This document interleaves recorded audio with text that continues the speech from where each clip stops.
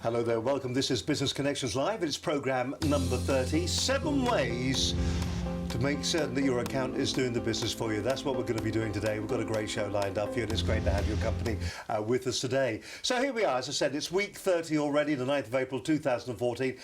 This week I'm joined by Philip Skinner of Shaw Walker Lees Accountants. You know, they're probably one of the most important things when it comes to making certain that your business is going to get it right.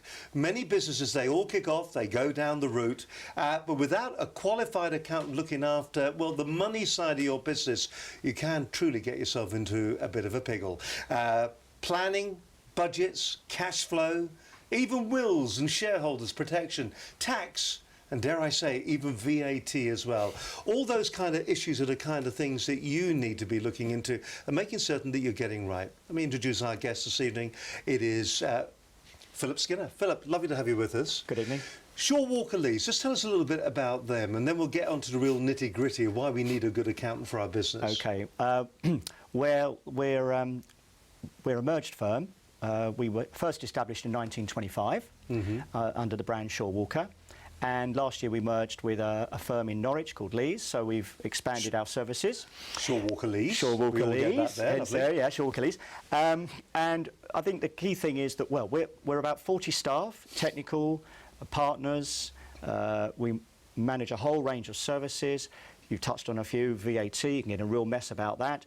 Payroll services, tax planning, inheritance tax planning, all sorts of planning arrangements, wills, one of our favourite subjects. So many people I meet, married, children, don't have wills. So really we're business advisors. So whether you're starting out as a new business or whether you've been established for a number of years, I'm sure we can do things to help. I mean, we've known each other for a long, long time, and we won't go into the personal side of things. But the thing that is important is you must see a lot of businesses, small and medium-scale enterprises who turn up, and they are in a mess when they get to you. Yes. I mean, is there a right way that a small business should really be kicking off when it comes to making certain they get it right? I mean, I know we're going to talk a little bit later on about some of the main issues that the problems that small businesses get themselves into, but well, let's kick off with the dirty side of it. What's the big problem that you see a lot of? Well, mostly with small businesses, particularly when they've set up a limited company. Now, obviously, there are various reasons why you might trade to a limited company or not, and we look at each individual case. But we have a number of people come to us, they've started up a limited company, and they've read that it's quite a good thing to do, and someone said, oh, you know, a friend down the pub has said, you want a limited company. So they form a limited company, perhaps they do it themselves, they can do it online, it's very cheap these days. And then the worst thing they can do is they treat the limited company money as their own. So now, do you see that a lot? We do. Unfortunately, we see that a lot. Now, that's golden rule number one. That's wrong. Bad education, do you think? I mean, why does everybody get it wrong? Because you go to these networking events and you see these 1 and 2 and 3 man band outfits, and you know, are they just not asking the right questions when they get going? Is it written down anywhere? I mean, or should you be just talking to your accountant the moment you start thinking about starting a business?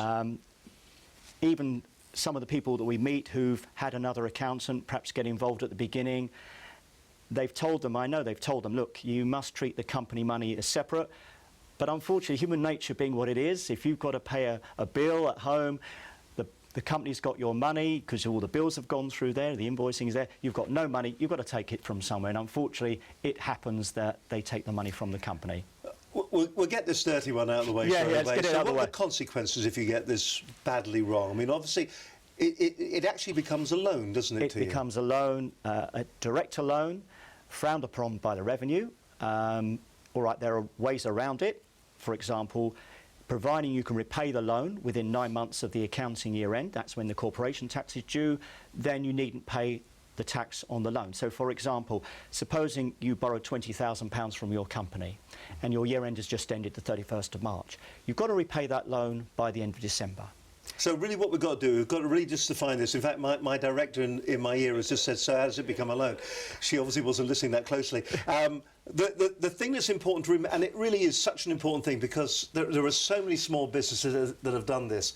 I know when I started, I did this. You go out there, you earn the money, you think that all the money, regardless of whether it's in your business account or whether it's in your personal account, you think that all the money is your money. You've earned it after all, and it's sitting in your accounts. Yeah, you or own be the it a business. company. I own the company, Yeah. so therefore it's got to be my money. The issue that you have, as far as the revenue is concerned and the law of the land is concerned, the money that is sitting in your business account, for all the reasons that you've got a limited company, you know, that reduced liability and things like that, that business is its own person, so therefore you are taking the money from somebody else. It may be in your name, you may think you own it all, but you're taking the money from somebody else, and that's where the issue starts, isn't it? And I think that's a fairly, that's actually really what goes on, isn't it? Yeah. You've got all these bank accounts, they come in, they're highly differentiated between them, and you've borrowed the money from it. If you don't pay it back, Phil, what kind of things can the revenue do to you? Well, okay, let's take the example of the £20,000 that you've taken from your company, and your year has just ended, 31st of March. Yeah. We would say to you, look, you've got to pay that money back. But, okay, as long as you do it within 9 months, by the end of December, the revenue won't seek the company. Really? Yeah, 25%. So, in other words, you're looking at £5,000. You will have to pay, the company will have to pay in tax to the revenue because they've granted you a loan. So that's to stop you from borrowing money from your company. Now, when you talk to people about this, and here we are, the first thing we're talking about, but when you talk to small to medium scale enterprises about this, do they sit there agog? Does their lower lip drop to the floor and they go, I don't really believe what you're saying here? No, they hear what I say, but very often it'll just go in one ear and out the other. And then when we come to do the financial accounts of that particular company, which have to be filed within 9 months anyway. So there we are, sitting around the table with the client saying, we've got your draft accounts, you've made a profit of £20,000. Oh, but we see that you've taken all the money out. Now you owe the company £20,000. How are you going to do it? Oh, I don't know how we're going to do it. We might have to declare a dividend or some other route. But the thing is that we've got to do it within 9 months of the year end. Otherwise, the company will pay £5,000 as a penalty. It's a loan, effectively, to the revenue. So when you repay the loan back, the company gets that £5,000 back. The trouble is that if you don't stop it early, it can become unmanageable, can't it? And on. Yeah, it becomes unmanageable. I mean, that in itself, it's been worth listening to the programme just for that piece of information, because it's something that is so easy to actually do. If you're just starting up your business at the moment, that one piece of advice is probably one of the most valuable pieces of advice.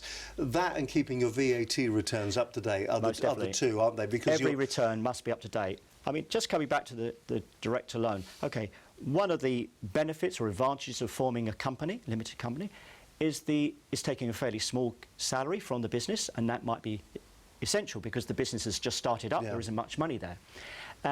But also then taking a dividend based on the results. Now, what we've seen time and time again is sitting around the table with the client, first year's accounts, made the profit of £20,000, they've taken £20,000 from the business.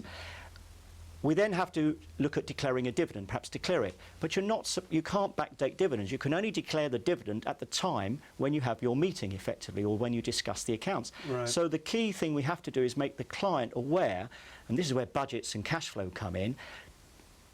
If they can give us some management information of some sort, even if they just tell us give us a copy of the VAT returns for the last 2 or 3 quarters, we can get an idea of what sort of profit they've made. We can say, right, let's declare a dividend and let's eat away at that loan account. So again, it's talking with the accountant, it's the dialogue, the communication. You know, that is absolutely fundamental. I mean, you know, you talk to your lawyer for advice, talk to your accountant for advice. Very, very important. I worry that we've kind of jumped right into the middle of the cesspool to a certain extent. So what we're going to do is let's work our way through the different individual processes that a company should do when they're setting themselves up, how they make certain that they're going to be right for VAT and that they pay themselves properly. Work our way through all that good stuff.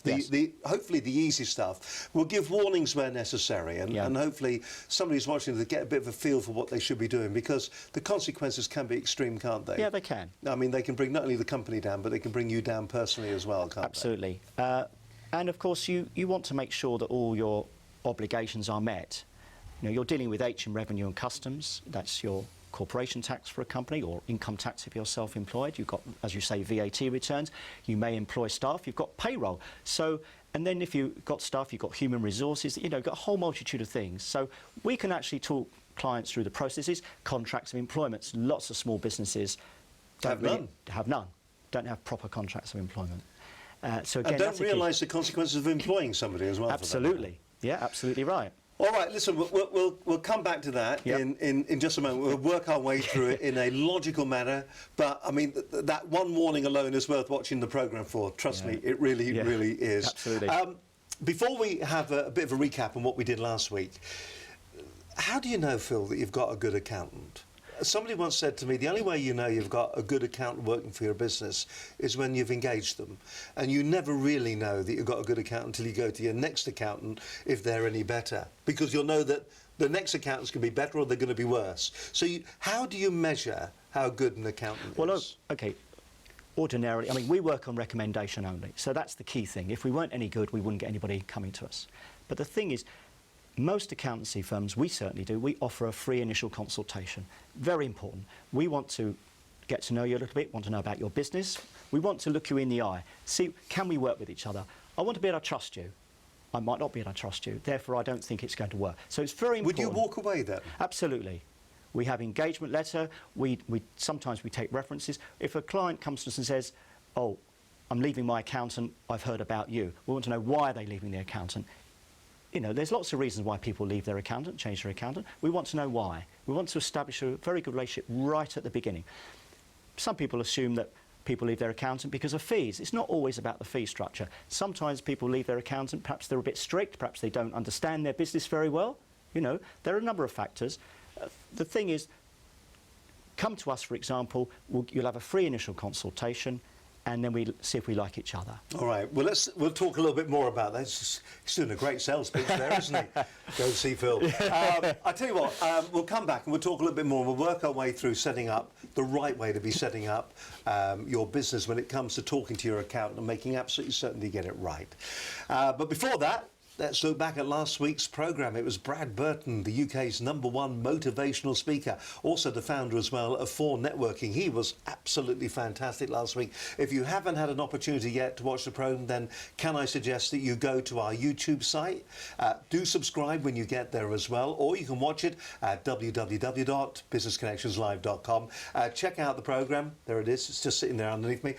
Go to the website. Check it out. Also, while you're on our website, make certain you get your 14 great techniques for improving and increasing the number of people and views that you get coming to your YouTube videos. That's a free guide that we're giving away on the website. But last week, as I said, Brad Burton, fantastic bloke. He'd look like he'd rob you if you met him in the street, but when you get to meet him and when you get to talk to him, you realise that there is a guy who really gets business and he understands how you should be or how to motivate somebody. As he said last week, he was going to JCB to do a motivational talk to them to really key up their directors there and to get them sort of really motivated and really working for the business. The bloke was absolutely amazing, and if you missed it, here's a little bit of a taste of what happened last week on Business Connections Live. I've been going on about this for the past couple of weeks. He is the UK's #1 motivational speaker. He's the founder of 4 Networking. He can only mean one person's actually joined us in the studio this evening, and that's Brad Burton, the UK's #1, as I said, motivational speaker. I'm from Manchester, I do have a shaved head, do have tattoos, but I'm not a drug dealer to your audience anymore. No, I'm actually a motivational speaker, but it wasn't always that way. I started 4 Networking, which is my business, which is a national business network, about 8 years ago, and since then I've written 3 books and go around there sort of inspiring people and motivating people to say, you know what, if I can do it, so can you. When I started my business off, I did it because I wanted all the riches in the world. You know, I wanted a Lamborghini and just stuff. And then somewhere along the way, things get a little bit twisted and you realise that actually stuff isn't what life's about. But there's one guy who I knew, and it's quite ironically funny in a sort of strange way, but he put all his money into pension, and 3 days before he was due to retire, he died. Honestly, people start taking risks because otherwise you end up working your life for what? And that's the thing that people need to ask. Your audience needs to say to themselves, what is your life about? What is your purpose? What is your why? That's what I'm coming alive now. What is your why? What is your why? And if you can't answer that, what's your why? Oh, well, I want a new BMW or I want... Nah, forget material things. My why, and we'll probably get to it, but I'll tell you right now, my why is I promised my mum that I'd get her private health care. So every time it got tough, I kept going. Another why for me was to take my children to Disney World. Right, my 2 boys to Disney World. if your only motivation is money, it's not enough. So by all means, look for money about what you want the money, but have a reason for why you're doing it. Because if you just want money for the sake of money, when it gets tough, it's not enough. It always boils down to look for people that are failing, right? Those people that are success, it was never luck, it was hard work. I mean, I'll share it on camera, but I had a nervous breakdown 2 years ago. And for people who are watching this right now, you know, a nervous breakdown means you've gone temporarily mad.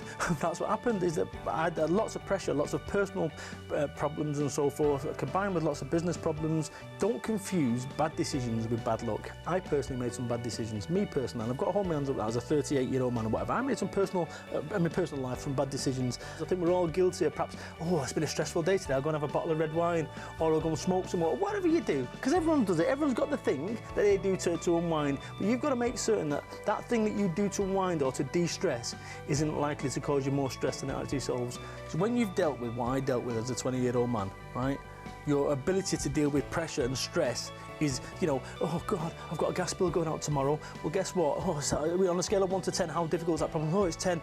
If you put 2 bullets through somebody's window, that 10 suddenly appears into a 1. It's no longer significant. And I think that in some respects, my ability to deal with pressure and stress and situations that are like non-life and death, when you're employed, this is how it goes: payday, skint, payday, skint, payday, skint. When you're self-employed, this is how it goes: skint, skint, skint, skint, skint, skint, skint, skint, skint, payday, payday, payday. And most people quit here. You've got to keep going. I have a religion. I'm going to tell you my religion. My religion is called Bradism, right? Right. It's Bradism. And what it is I help many, hurt few, live life. And my legacy, which is what I'm working towards, is to make a positive difference and give every single person from a working class background, from whatever you are in your life, whatever you've gone there, to go, you know what? I can do this, and actually as long as you're doing it with a benign sensor and you're trying to make a positive difference, and if you can make a load of money in the process, then go ahead and do it. Thought number 1, stop listening to Radio 4 in the mornings. Okay, you know, I would rather be uninformed and happy than informed and miserable. There's going to be wars going on and things happening around the world, you know, that you've got no impact over. Concentrate on stuff that you have an impact over, primarily your life. If you've got a plan B, it's because you do not believe in your plan A. Think about that for a second. If you've got a plan B, it's because you do not believe in your plan A. And if you don't believe in your plan A, don't get frustrated in a business capacity. If you go to meet people and you're sitting down there and they don't 100% believe in something that you don't 100% believe in, so do not have a plan B. Have a plan A, or move your plan B into plan A, but have one. Because if you've got a plan B, it's because you do not believe in your plan A. And the final thing, and I've been banging this on throughout this entire interview, is this: spend 100% of your time being 100% of you. And if people don't like you for being you, next. Do you know what? I'm going to go home. I'm going to watch that again. I find the guy absolutely fascinating. Brad, he's just a cracking bloke. You've been watching. If you are a Twitterer, you can follow us on Twitter. You can see down there, it's Business Connect 6. We've been twittering and we've been talking to Brad, and we're talking about the business show with Brad as well. The bloke is absolutely fantastic. I love that stuff. You know, if you've got a plan B, then you don't believe in your plan A. How right is that? Move your plan B to your plan A if you believe more in your plan B. Don't muck around. You only get one attempt at life, and just grab it by both horns and go for the ride, quite frankly, and enjoy it. You know, be the best that you can. If you haven't watched Brad Burton, then make certain you watch the entire programme. It is an absolute cracker, and we're hoping to have Brad back on the programme. We're going to be doing some stuff with Brad in the future as well, for that matter. So thank you very much to Brad Burton for coming in. And in fact, if you go to our website, you'll see here we've got all the details concerning Brad Burton on the site. And you can just pop down there. You can see there's where the programme lives. You just click on that and away you go. But it gives you the key things that we talked about: the power of being yourself, for networking, and how it helps businesses of all sizes. Also, his books as well: Get Up Off of Your Arse and Get Up Off of Your Arse Too, and Business Life Just Got Easier. They're great books. The Journey as well. A Northern Anthony Robbins. That's how he's described. Great bloke. Brad Burton, and you can watch the entire show right here on Business Connections Live. With me this evening, I'm joined by Philip Skinner of Shaw Walker Lees. They are the accountants to actually go for. I've known Phil for a long, long time. And what's important about tonight, when I was talking to Phil about this, I said what we need to do is we need to identify and show the businesses why they need a qualified accountant for their business, why they need to be planning properly with the finances, why they need to be looking at budgets, cash flow, why wills are so important if you are a shareholder in a business. You know, if you've got partners in your business, what happens to your business is everything, if anything, should happen to you. And what kind of shareholder protection should you have in place? And what should you be doing when it comes to tax and VAT issues? That's what we're talking about tonight. So let's start at brass tacks, Phil. Let's go right back to the beginning. We're starting off square one. Tomorrow I'm going to start my brand new business. What are the key things I should be considering when I come to see you as my brand new accountant? I've heard about you. And what do you need to know from me? What should I be telling you? And how should I be setting my business up? I think first of all, I want to look at what your business is. I want to know how much research you've done. Very, very important that.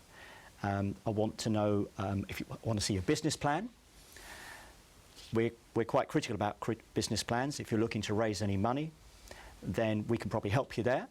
But obviously we're not going to let you loose at a bank if the business plan isn't right. Do you find a lot of people write their business plans and then put it in the safe securely or in the bottom drawer, never to look at it again?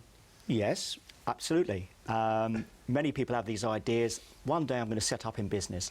And certainly with the economic climate we've had of the last few years, more and more people have been made redundant and find it difficult to get a job. So what do? There are more and more people now setting up in business. And why not? That's how the economy grows. Therefore, the demand for accountants and good advice, is even more now than ever before. More businesses fail at the start than succeed. So getting the right advice at the beginning is important. As I said, we don't charge for initial advice, but I think getting the basics right. For example, we need to know the type of medium. You need to know, should you be a sole trader? Should you operate through a company? Perhaps a partnership? These are fundamental issues. And each one of those has different tax implications. So very early on in the meeting, the initial discussion, we get drill down to what the business is about, how you're going to sell your business, and I want to look at your budget and your cash flow. See a lot of business plans that are terrible. I see a few that are very good. The ones that are very good, they can always be improved upon. The key thing is not make it too long. Really get the nuts and bolts right. The executive summary, very, very important. I saw a business plan a while ago. It was 100 pages nearly. I mean, that is absolutely ridiculous. So no one's going to read that, are they? No one's going to read that. No. And in fact, I didn't even understand it. After 10 pages, I didn't really understand still what the business is doing. So it's clarity then. If you're going to write a business plan, it's absolute clarity. It is clarity. When they talk to you, Phil, and you went through all the different types of companies, just define those for me very quick. You say, talking about the difference between a sole trader and the benefits of being a sole trader, a small limited company, and the benefits of doing it that way, partnerships. And I mean, partnerships are a tricky old thing, aren't they? Because they are. A partnership in business is a very difficult thing to dissolve, isn't it? And people don't realise that. They think, look, I tell you what, why don't the pair of us start a company? We'll go out there, we'll be partners, Rodney. Yes, yes. If you fall out and you have to dissolve that partnership, it's nearly like being a common law marriage, isn't it? It is difficult. I mean, again, we can help with the partnership agreement. That's very important. There are lots of people who are in business as partners, and they don't have any agreement, really. It's a handshake. But if they fall out, then you have to rely on the Partnership Act of 1890. Now, I mean, basically everything is split 50-50. But it's so important when you're setting up a partnership. We help clients in there, particularly in professional practices like architects, surveyors and people like that, because inevitably someone is probably going to put in more money than the other. You've got to set up the business bank account. Both partners have got to sign. So setting up a bank account is not a straightforward process anymore anyway. Obviously the anti-money laundering requirements, we have to anti-money launder any new client as well. So getting it right at the beginning, very important. And you touched on shareholder protection. It might seem a little bit premature to talk about it, but if we've got two guys coming to see us, they've both been experienced, say, as architects, and they've decided they're going to form their own partnership, then they've probably got a good client list already. They're going to put their clients together, make the bigger practice. They may need to employ staff. Do you see many businesses that turn up, maybe who want to be working as a partnership or as a small limited company where they are directors of the company? Do you often see people coming in and they start off as best friends and slowly it deteriorates? Yes. And the thing just falls to pieces because of relationships? I'm afraid it does. Yeah, it does happen. That's why if you want to manage a successful business, and obviously people do, you don't go into business to fail, getting the contracts right. We talk about contracts of employment, but if you are running a business and you're two directors, why not have a shareholder agreement? You can have a shareholder agreement.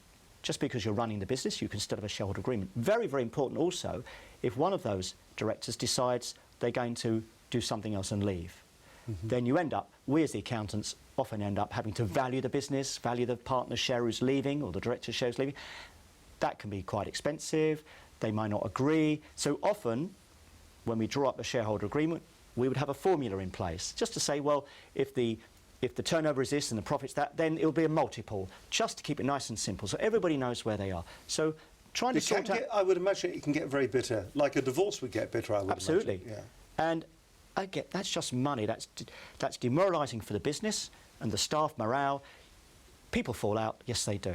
All right, well let's go back to the original little start to that there. The sole trader, what are the advantages and disadvantages of being a sole trader? Well, flexibility, because if you're a small sole trader, ideally you should have a separate bank account from your personal account, but you can dip in and out. There's no tax consequences of that. You've still got to pay tax, of course. Oh, yes, you've still got to pay tax. Absolutely, you've still got to pay tax. And if your turnover, yes, Dan, if your turnover is £80,000 or above in the previous 12 months, then you have to VAT register. Right. You can VAT register sooner if you wish. You can make a voluntary VAT registration. That might be quite useful. The threshold again is £80,000. 80,000. That used to be quite small. That used to be 20,000, and it went 50. Yes, about 10 years ago there was quite a big jump. I mean, but now it's £80,000. So that's quite a decent sized turnover. And there are organisations and businesses who won't trade with you unless you are VAT registered. Absolutely right. And we have clients who set up a business depending on their customer base. They want to VAT register because they don't want to appear too small. Right. And in some industries, for example, in IT industries, you can't really operate as a self-employed person if you're working on projects. You've got to be a limited company. They won't take you on because the revenue got quite strict rules known as IR35. But effectively... Is this the one where you may be working as self-employed, but you are perceived as being full-time? Absolutely. Exactly, because you really only got one client at a time. You go to the client's office, you work from there, they supply the desk, etc. You might do a bit of work at home, but by and large, you've really only got one client. And the nature of what you do is as if you are actually an employee because you're supervised. The thing about being self-employed is that you're in business on your own account. Now, you can only be in business on your own account if you run a business properly from your home or from an office and you've got a number of clients. All right, so that's been self-employed then. Yeah. So the next one up, I would imagine, is the partnership. Yeah. So advantages of partnership and disadvantages of partnership? Well, advantage of partnership could be where you've got two or more people who have common ideas, common business thread, where, for example, they might be a theatrical agent, for example, and they've got a number of key clients, but they're expanding and they want to increase the client base. So therefore, they might link up with another theatrical agent, perhaps has decided they want to go out on their own. Darling. So, darling, yeah. So they want to sort of build it up that way. So sometimes, one individual person on their own, self-employed, isn't really going to be able to expand the business, but you've got two people, common people, accountants, for example, two sole practitioners decide they're going to merge their practice. Economies of scale. And there's a partnership. One office instead of two. Professional indemnity is cheaper. There's a whole number of factors. At what point then does the partnership, is it advisable for the partnership to become a limited company, or is it because is limited companies for particular industries? Not necessarily. We have a number of partnerships that are quite big. It all depends on the factors. It does depend on the industry as well. Tax can feature in it. Okay, so we talked earlier about obviously limited liability company. You only pay tax as an individual director of that company from what you draw. Yeah. And if you take a dividend. So you can pay a fairly low tax rate. As a sole trader or in a partnership, you're taxed on your profit, whether you take it or not. So it really rather depends on the circumstances. Are people all the time, particularly with limited companies, are they all the time doing nearly a balancing act? Because you hear about the 40% tax in one area, you've got personal tax, and what they're trying to do, I suppose what they're trying to do is that they're trying to get the best tax advantages that they can by balancing between how they receive their income, either be it from the company or through a salary. Absolutely. And there's nothing wrong with that. So you've got classic example, husband and wife working together.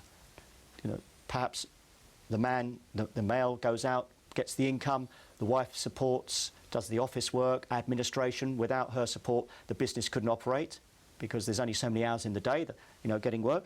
And so therefore, they're both on a salary, and then they divvy up at the end of the year with a dividend, quite tax efficient. So you're absolutely right. But then there are certain areas where, for example, planning issues where you want to, this is where we need to talk to the client, what their exit strategy, what their plans are. Do they want to drive a very much bigger business? Do a lot of people actually come into you when they're talking to you originally? So they're going in as a sole trader or a partnership or a limited company. When they come to see you initially, are they thinking about exit strategies? And if you don't know what an exit strategy is, in one sentence it is how you're going to get your money out of the business when you want to leave it alone and sell it. Well, most definitely with a new business and with a business plan, particularly you need to raise finance. One of the key considerations is what is your exit strategy? Where do you want to be in 5 years' time? And the danger is with running your business, and we all suffer from it because we're so head down and working with our clients, is not seeing the bigger picture. You need to look, where do you want the business to be in 5 years' time? Because if you're going to expand the business, you need to have the resources to do it. You need working capital. You might have to borrow from the bank to get the working capital. To borrow from the bank to get the working capital, you need to have a decent business plan in place. Back to the business plan again. Back to this business You plan. remember the business plan? That's the thing that's in the safe or in the bottom drawer. Absolutely. Of which you dust off, you get out and have a look at it again. Well, after a limited company then, where we've got this limited liability on individuals, so we've gone all the way from a sole trader to a... Is there another stage up after that? Well, there is. And do people play games at that level in as much as they have a number of limited companies that are into trading? Or is that just is that for some people just a bit of a wheeze and they think they're being clever? Certainly, there is quite a lot of that. I mean, in certain industries, you might have a group, what they call a group of companies.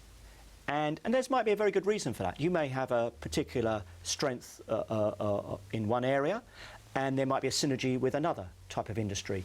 And rather than merge the two businesses together, you might want to keep them separate. For example, motivational reasons. Perhaps you've got managing director of two different entities, and then you have a group company at the top. And then people can remunerate it according to the results. So, it is by no means not a bad thing. I mean, we offer a lot of advice on group structures. Can be quite tax efficient. Losses from one company within the group can be offset against another company in the group. So quite useful if you've got a start-up business, one company that's been going for some years, wants to set up another company as a subsidiary. Soft start, losses in the early years, you can set those losses off. So there are a number of features really that can work very well. All right then, so we've gone through the process then, and strange enough, time is even pressing on this evening. Okay. Because it is a fascinating thing. I mean, if you are thinking about starting your own business or you've been in business for any length of time, you'll probably now begin to realise to yourself, well, have I set my business up properly? Am I in the right place? Should I be a limited company? I mean, is that going to have tax advantages for me long term? I mean, that's why you need to be talking to your accountant to make absolutely certain. When you are talking to your accountant, I mean, is one of the big failings of your customers, your clients, the fact that they don't keep up to date, and what they're doing is you're playing catch up all the time? Yes. Particularly with small businesses, self-employed typically, but small companies. The one thing I would say is that when you're VAT registered, it is a discipline because normally you file your VAT return every quarter, so you've got to have some records. Now we're very hot on client records, particularly for limited companies, even very small limited companies. You can't operate properly without keeping your records up to date. I know that some of my clients, they write their books up effectively a year at a time, and they give them to us. Now that's been naughty, isn't it? It happens. Yeah. We're not naive to think otherwise. The most important thing is the quality of the record keeping. We don't mind whether clients do it on paper, spreadsheets. I mean, clients send us stuff digitally. One client, shoebox. Oh, we don't mind as long as it's all there. We had a client recently gave us some spreadsheets. They didn't add up properly, and we said, well, the totals and the columns don't make sense. Oh, he hid some of the columns. And I think, well, that doesn't make any sense, because how are we going to know what the figures are? And, just things like that are quite irritating. Just trying to figure out that was me. Yeah, it wasn't you. I don't think the fact of that is, it's a good idea. It's a good idea, yeah. We have two sets of books. Key, really, get your bookkeeping sorted out. Look, ideally, your business expands, get a bookkeeper. You concentrate on running your business. You know. All right, I'll tell you what we'll do. We'll come back. I mean, it is absolutely fascinating. And all we've touched on there is what kind of company you should be setting yourself up for, you know, sole trader all the way through the limited company or groups of companies. So that's how complicated and difficult this whole area is. And you can just see it for a small to medium scale enterprise who's just kicking off at the moment. Where do you start? Well, hopefully that's given you a bit of an insight. What we'll do next is we'll talk a little bit more about the key things, the big mistakes, I think. Yeah. We've already talked about director loans. We'll talk a little bit more about that, I promise you. But the key mistakes that small businesses make and the things that you need to do to make certain that you're going to get it right in the future, because you do not want problems with the Inland Revenue. You talk to them by all means. The Inland Revenue are a fantastic resource and very, very helpful. Cross them though, and really you're asking for all sorts of problems. So, you know, Inland Revenue, great bunch of people working very hard with limited resources these days, actually. Absolutely, very much so. So we'll talk a little bit about those, the things that you shouldn't be doing, places where you could trip up, and the key things that you should be doing to make certain that you're going to be successful when it comes to getting your business in check and making certain that you get the maximum return for your investment into your time and your workplace. We'll do that in just a second. I'll tell you what we'll do right now, though. We'll look back at the last 7 days, what's been happening in the news, some interesting stories this week, in fact. So let's check out what's been happening with Linda Bazant.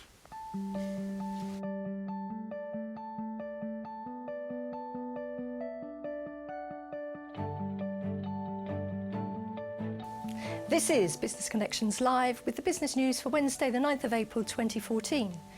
UK manufacturing output grew by 1% in February from January, the Office for National Statistics has said. The rise, driven by pharmaceuticals, transport equipment, food, beverages and tobacco, was the biggest since September and ahead of forecasts. The year-on-year figure saw output 3.8% higher than in the same month of 2013. Industrial output, which includes power generation and North Sea oil production, as well as manufacturing, climbed 0.9% on the month. The figure bounced back after a weak January, when bad weather hampered North Sea oil and gas output. Compared with a year previously, industrial output was up 2.7%. The ONS also said that in the quarter to the end of February, generally considered a better guide to recent trends, manufacturing and industrial production were both up 0.8% on the previous 3 months. The UK service sector's export sales and orders are at record levels, industry body British Chambers of Commerce has said. At the same time, manufacturing is growing consistently, the BCC's survey for the first quarter has found. Nevertheless, the UK's recent economic growth might be short-term, BCC Chief Economist David Kern said. Recovery could stall as it relies on consumer spending while personal debt levels were too high. Short-term economic growth was strengthening, but challenges persisted, Mr. Kern said. Britain's data protection watchdog has warned owners of Microsoft's Windows XP and Office 2003 products of future potential security flaws. The warning from the Information Commissioner's Office comes as the software giant is set to end official support of the products on April the 8th. The ICO said once official support ends, no update release to overcome flaws will be issued, risking data breaches of machines used by businesses and private users. The watchdog said the problem will get worse over time as more vulnerabilities are gradually discovered. ICO Technology Group Manager Dr. Simon Rice urged businesses to be prepared for the ending of support. He said, as a responsible data controller, it is your organisation's responsibility to make sure you have the measures in place to keep people's details safe. He added, where you cannot apply a software update, you may need to put additional measures in place to mitigate the risk. And Microsoft has made its Office suite available for use on the iPad in a move that marks the first major change in strategy under the leadership of new CEO Satya Nadella. Word, Excel and PowerPoint can be downloaded on the iTunes Store. The apps are offered free of charge with basic functions, while existing Office 365 subscribers get full functionality from the start. Nadella said the move would help empower works across the world by bringing the full suite of Microsoft's productivity tools to the form factors and devices they want to use. And if you have any comments or views on these or any other stories, please contact us on all social media or email studio@businessconnectionslive.com. I actually downloaded the whole package, the Microsoft 365. Couldn't remember there for a moment. I actually did download it to my iPad, and it is wonderful to have Word on your iPad and PowerPoint on your iPad and have a proper Excel on your iPad, and it works just as well. And if you're using 365 Office, you can. Then once you save your files, they all sit in the cloud, and you've got them on different machines. You can be working on them, you know, on your main machine, your laptop, or on your iPad when you're out and about. It's a fantastic program. I must admit, I mean, we're big Apple fans here as well, and Pages and Numbers and all of those are very good as well. But it's really good. So a real advantage if you do download Office 365 onto your iPad. You're watching Business Connections Live. It is edition number 30. My name's Steve Hyland. My guest this evening is Philip Skinner from Shaw Walker Lees, and they are a team of accountants and very good accountants as well for that matter. But let's face it, you know, we asked the question earlier on, how do you know when you've got a good accountant? Most people only find out that they've got a good accountant when they leave them and go somewhere else. That's the real problem. Just before we get back to the serious business, I mean, we were talking earlier on, what do you call a busload of accountants going over a cliff? You know, a start. I mean, you are sometimes held, you know, like sales prevention, you are the people that some people will perceive as being the people who are getting in the way of growing and developing the country. What would you say to people like that? Well, I think by our very nature, we are quite cautious. But, you know, we're very good communicators. We're realists. We want to help the business, but we'll tell you if we think it's not going in the right direction. Do you find it frustrating then when you tell a business, look, you should really be doing A, B, C, and they go away, well, I don't like A and B, but we'll do C. Do you find that really frustrating? We do. But that's the nature of human beings. What we try and do is persuade them to look at alternative ways, perhaps some of the A and the B that we may have suggested might be another way. After all, you know, with tax and business advice, they're not always black and white. You know, you asked earlier, should I be a sole trader or a partnership limited company? They're not always black and white. Sometimes it's pretty clear because of the industry or the type of thing you're doing. It's not always black and white. So very often we have new people come to us, they've been with a different accountant, and they've said, well, we think you should be a partnership. I've said, well, actually, I don't think that's right. I think you'd be better off a limited company. So there are different views about things. This is why knowing what your plans are for your business is really, really important, because then we can try and gauge the business to your ideals. Whether or not it's achievable is another matter, but everything's achievable if you work hard enough, but you've got to get the right advice. The thing about being an accountant, we're good listeners. You've got to be a good listener, and we try to understand the business, try to understand how you work, your motivational pluses and minuses. Everything about business is a challenge, and we want to try and take some of that headache away. As we said earlier, you've got no end of regulation in running a business. I mean, the government keeps saying, we're going to cut back on regulation for small business. Whenever the government say they're going to do it, unfortunately, it usually backfires. And every piece of legislation that we keep coming across says trying to make things easier. It isn't easy. For example, we talked about VAT.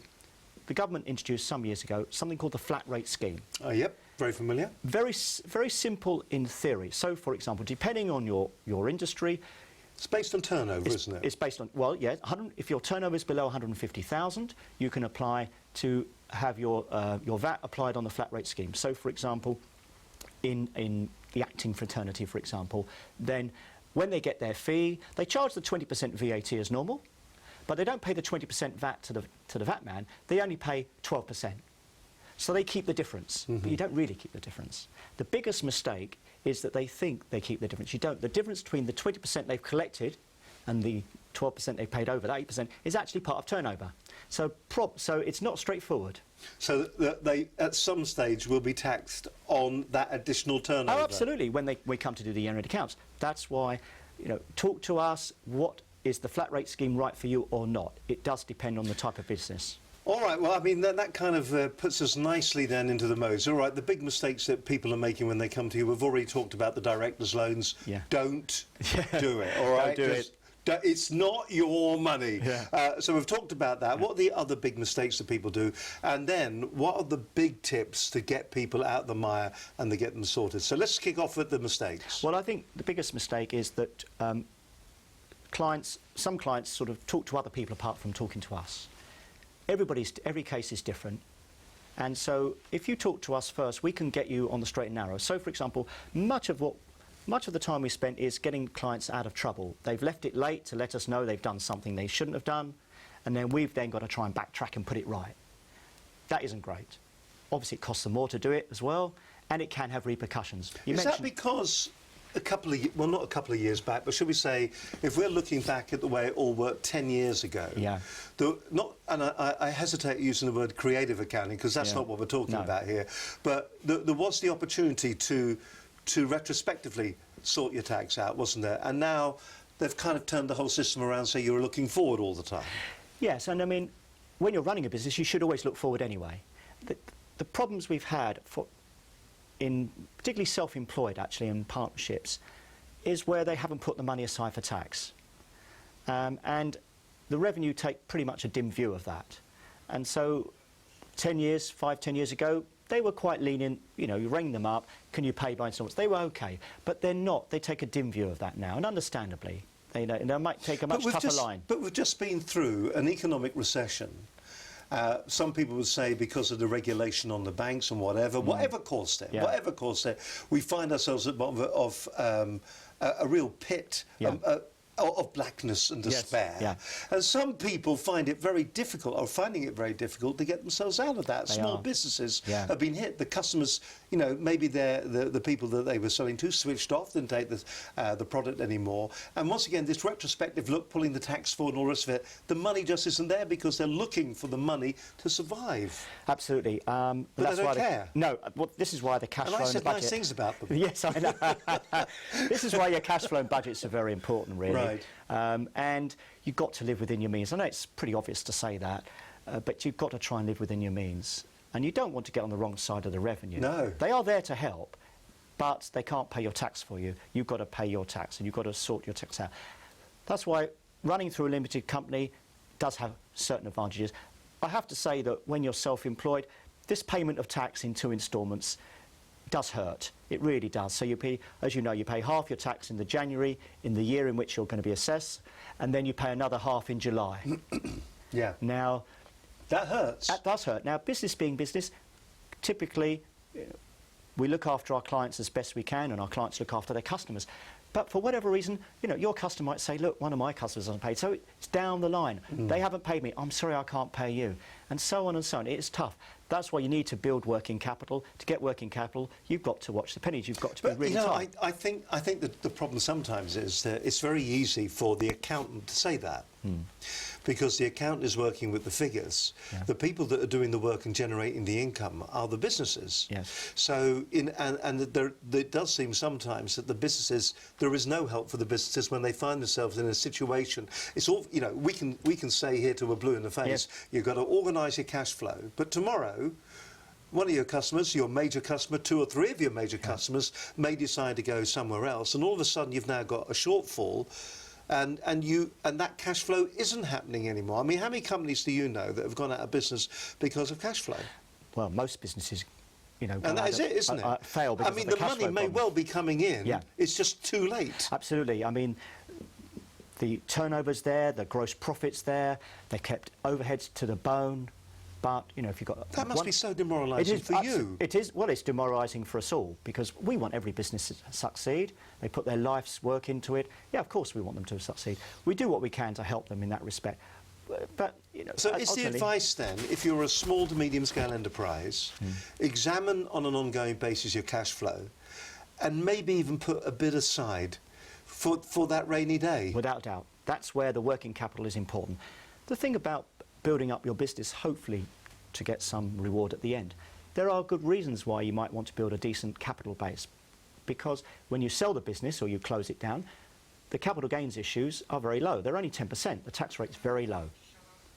So if you're stripping out all the profit from your business, the lifestyle businesses, you've got no profits at the end, you've taken it all out, that's it, you've paid your tax, there's nothing to show at the end of it, you're missing out on a very valuable capital gains relief at just 10%. And it's up to, well, £10 million, so it's quite substantial. So we're not talking about, so every business up to £10 million worth of capital value can really make use, the shareholders can really, benefit, and the director shareholders can really benefit from the entrepreneur relief. So there's an incentive, in a way, for not stripping out all the profits. All right, so that's, I don't know, that's 1, 2 key points there. Very quickly, give us another 3, I dare you. Talk to us, that's the main thing. We'll try, we can help get the revenue off your back. Otherwise, the thing to do, you get a corporate recovery specialist. We've got a corporate finance team. We can perhaps find you a partner or a business that can work with you. We can find, we've got an arrangements where we've got a network, a circle of businesses. They might come in and they might buy your business. We can help that with you. And is that the kind of service that most good accountancy companies would be able to offer a small business? Not really. Corporate finance is a specialist area. You need to have quite a good resource. You've got to have good leads with banks and other financial institutions. That's something we can offer. Most small accounting firms won't really have that resource. They can certainly perhaps do your books and your tax and your VAT. But when it comes to raising finance, they might be able to introduce you to a bank or possible other banks. But we've got quite a wide network of lenders out there that we can introduce our clients to. That might be the solution. I mean, for example, at the moment, the printing industry, having a very tough time. Not surprisingly, modern technology, Apples, etc. Clients now doing their own printing. Other computers are available. Absolutely, other computers are available, and so printing industry is having a really difficult time, and so we work with some of those clients, and to be perfectly honest, we've got a situation with a client where I'm thinking probably the way out is to find another printing business similar size. They can pool resources, share the overhead, keep the business ticking over. That's really what we want to do. We want to keep the business going. At least keep the business going. At least that's keeping people employed and it's bringing money into their pockets, which is good. I'll tell you what. One area that we had somebody on the programme a couple of weeks back, and we were talking about the other ways of funding and also grants. Yes. That were available. In fact, he strokes his MacBook Pro, even as he speaks. Other computers are available, but not as nice as my MacBook Pro. And the thing that was interesting there is an organisation, or there is a grant available, and it's Sustainable Roots. And what they're looking at is they're saying that if you've got the appropriate equipment, can you actually cut down on your green profile? Can you reduce the number of miles that you do? Can you maybe, instead of going 3 or 4 times to your client's premises, can you just go the once? And by having the appropriate computer or whatever, the appropriate piece of kit, can you reduce the number of miles that you're actually doing on the road? We approached Sustainable Roots. We put forward our case, and to my amazement, in 3 days they came back and they said, actually, you fit in. That's exactly what we're looking for. They've been a joy to work with. They were very, very quick. They were very, very easy. And just to give you a kind of an insight into what Sustainable Roots is, just have a bit of a gander at this. It's fascinating. Sustainable Roots is a grant programme funded by the European Regional Development Fund. The programme is aimed at encouraging small and medium-sized enterprises to use sustainable modes of transport and to implement smarter ways of working. We offer £1,000 to SMEs across the southeast of England to save on carbon emissions associated with transport. Applicants need to spend at least £2,000 in total to get the grant. The only stipulation we have is that the grant isn't available to start-up businesses or the very smallest organisations. The grant is designed to encourage behaviour change, so it's been targeted at enterprises who've been trading for at least a year with a turnover of at least £75,000.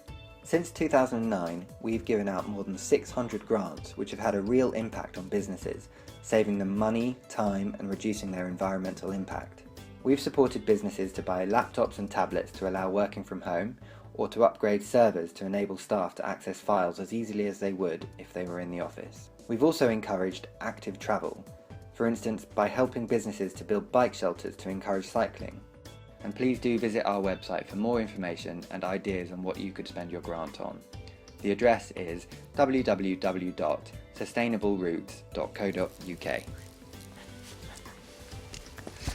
Absolutely fantastic organisation, a great team. We're hoping to get them on the programme, albeit for a short interview at some stage in the future. Steve Nichols is going to be on the programme next week while we're talking about people who are going to be around us for the time being. If you are around about next Wednesday at 6 o'clock, Steve Nichols on the show. He's the author of Succeeding in the New Internet Revolution. He'll be talking about the evolution of the internet and the way we access it in the future. He's also going to be looking at new technology developments. And let's face it, the future is here. It's all around us.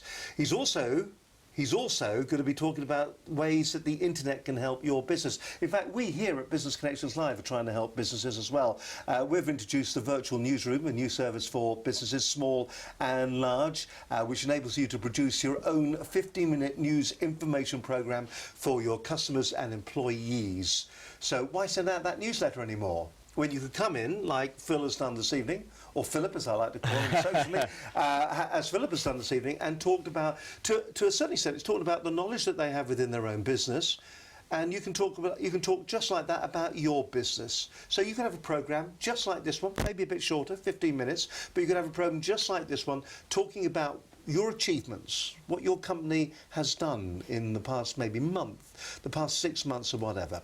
If you want more details on this, you can email us or give us a ring on 01784 256 777. But I tell you what, drop us an email. It's by far the safest way of getting hold of us. And you can see the address, it's just down there. It is studio@businessconnectionslive.com. Just drop us that email. We look forward to it. If you go to the website, you can also send us an email from there. You can also get your 14 great tips to enhance and increase your views on your YouTube videos as well. And you just keep in touch with us as well. We thought this is a whole speech going on now with all our social media as well. So just go along to the website and join up. We're on YouTube, Twitter, Facebook. We're all over the place. So we want to hear from you.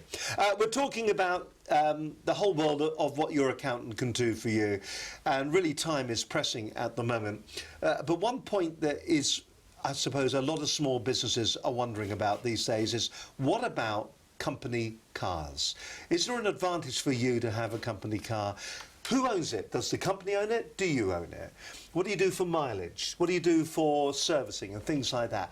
How do you go about doing that? Right, Phil, is that an issue for companies? Oh, very much so. It's probably one of the first questions that a business owner asks, because people are so used to having the company car.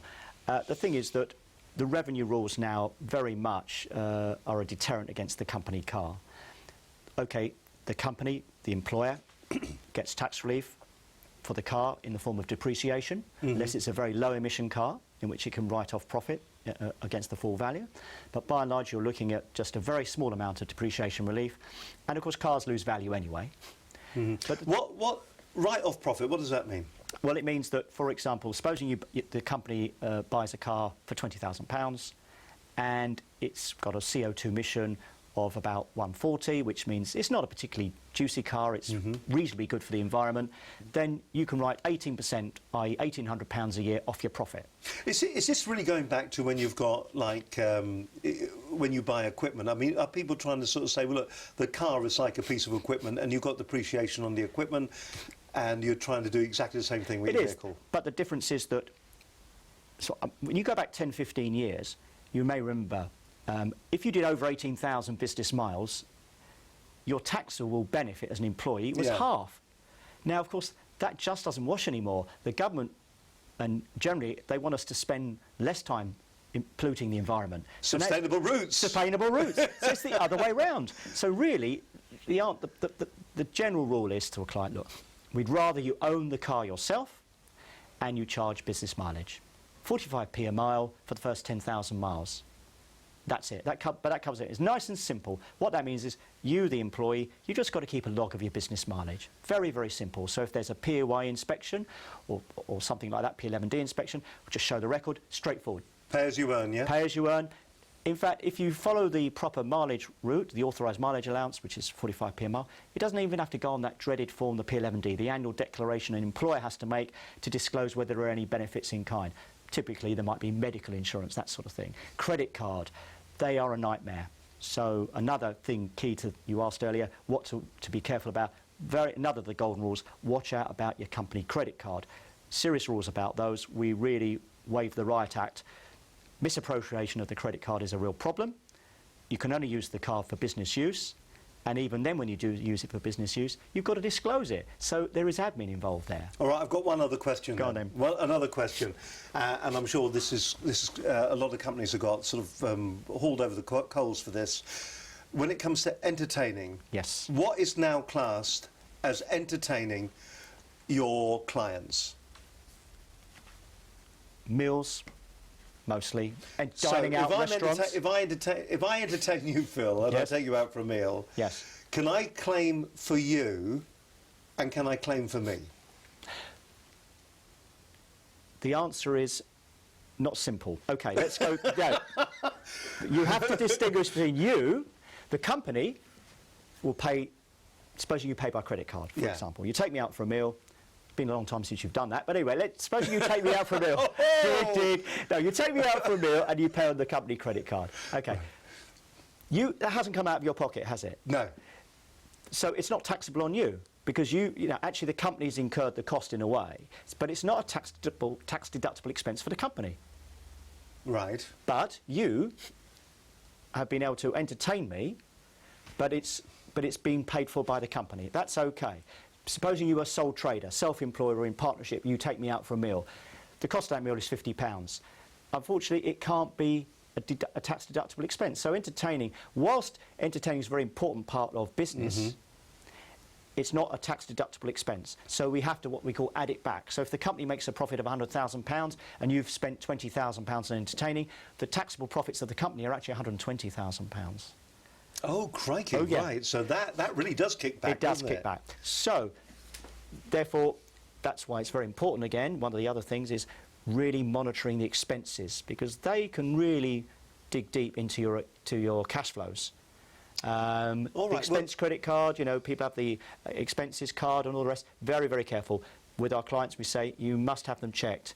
Okay, if you're a sole director, it's quite difficult to do that, but we check them, because the revenue expect us to check them. We want to make sure that they're not using the credit card for private use, because that, again, there's real problems there and implications. All right, so very quickly, we're slightly overrunning now, Yep. as it turns out. But what I'd like to do is, in a single sentence, the key things that we shouldn't do, the key things we should do. I know you're going to say come and talk to you, but you know, come and talk to accountants in general. So the key things then that you shouldn't do. Single sentence, no big explanation, but you know this is talking to me now. Yep.